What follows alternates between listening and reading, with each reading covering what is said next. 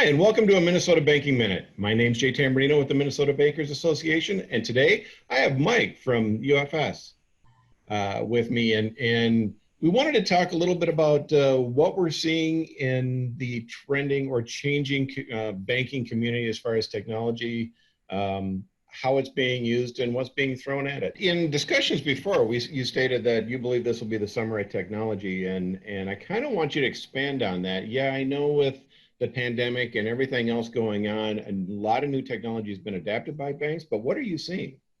Yeah, absolutely. And we sort of christen this the summer of technology because we feel there's a confluence of events that are occurring right now. Obviously, from the pandemic, a lot of banks were making do with the technology that they had for digital engagement. Um, and in some cases, they were very engaged with their customer base. In some cases, they had to refer or fall back to old processes.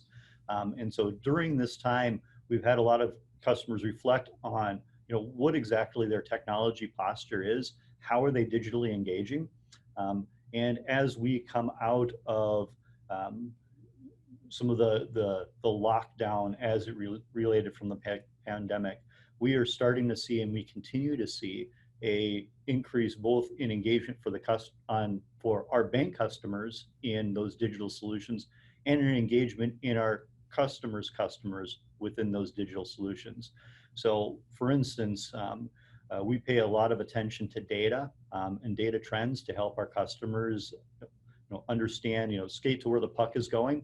And during the initial pandemic, so if we look back at just one example, we look at retail online and business online accounts accounts that had never logged into either a retail or business online. We see in the March timeframe a giant spike in activity.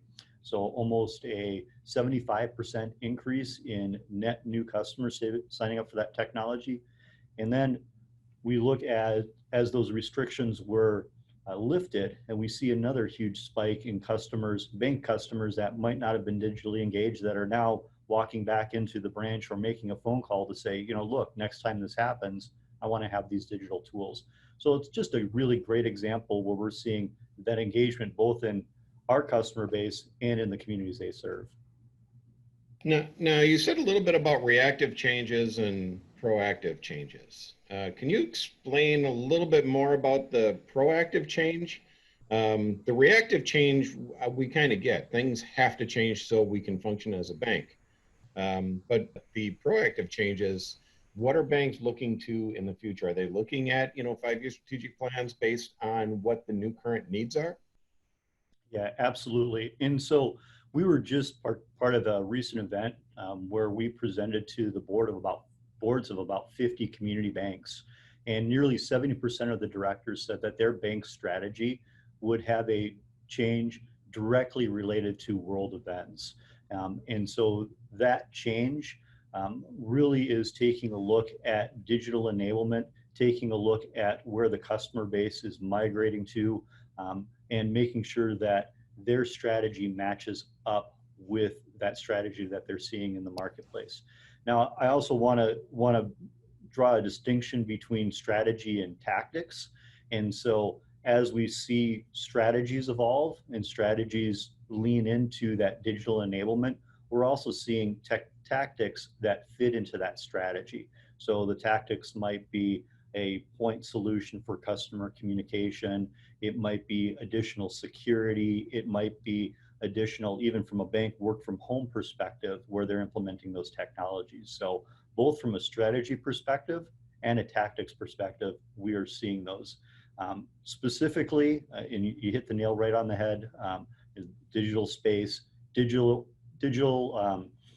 engagement, tools to communicate where you don't necessarily have to bring a customer into the lobby.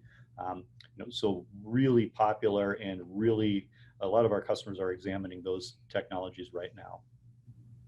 Perfect. Well, Mike, it's been a pleasure talking to you today. I'm sure we're going to get into probably a deeper discussion on this at some point.